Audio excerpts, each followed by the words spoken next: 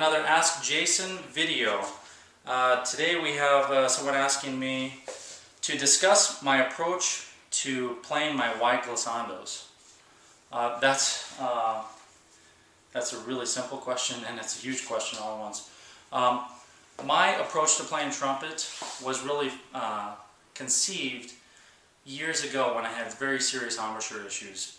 I used to be a pressure player. I used to work so hard and practice so much to be a good trumpet player, and my endurance was sometimes only 5 minutes, and my range a lot of times was only C or D above the staff.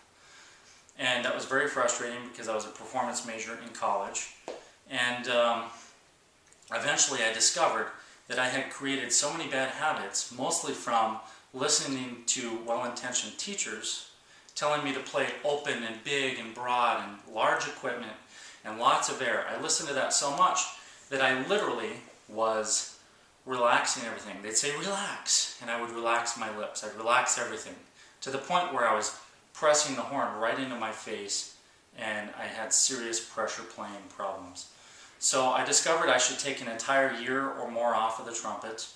I wrote my own method. I spent a year writing my own method so that I could take a year off, and then when I came back I will have forgotten all of my bad habits, and I would use my physics approach to playing trumpet to reteach myself how to do it correctly without any bad habits.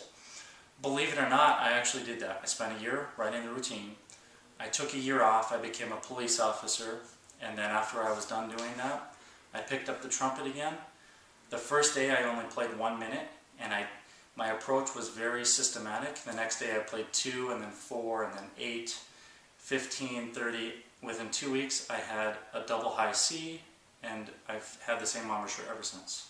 My range and endurance usually is pretty consistent, and my approach, which is where this question is really headed, my approach to playing is what I call aperture controlled embouchure.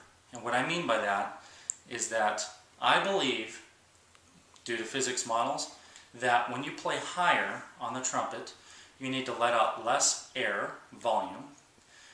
The air needs to be at a higher velocity, and the vibrating surface, which is your lips, one of the lips is vibrating when you perform on the trumpet. The lip surface itself has to get shorter, so it becomes shorter as you go higher. The air moves faster. Air pressure usually will go up, and we control all of that with our aperture, the inside of our mouths, and hopefully not the mouthpiece itself. So my approach is simply this. As you play higher, you let less air out, and you make a smaller opening. This is my approach.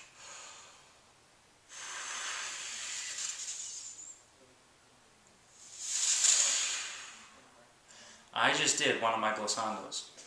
I'll show you again. I'm going to start out with blowing a lot of air and a larger opening, and then I'm going to slur up 3 octaves, and then I'm going to come back down. So I use very little air when I get up to the upper register, and then I increase the airflow by opening my lips more, and I'm really focused on just that little tiny space, that little hole in my aperture. It looks like this.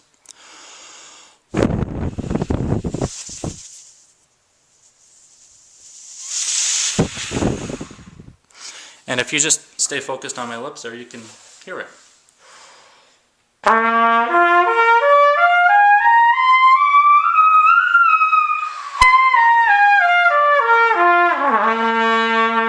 All I'm doing is a lot of air, less as I go higher. I'm closing it more, I'm speeding up the air, and letting less out as I go higher. When I come back down, I let more out, and I'm intentionally decrescendoing when I go higher. Because decrescendoing forces me to even work it more, because playing softer at a softer volume requires more control and even a tighter aperture. So that's kind of my glissando.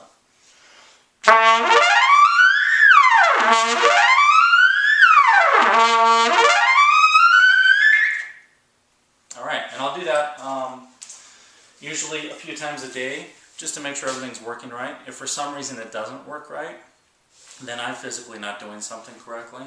And then I go to some exercises, which I won't show you now because I've put them on YouTube and other places before. But you can check those out. My approach is what I call aperture controlled embouchure.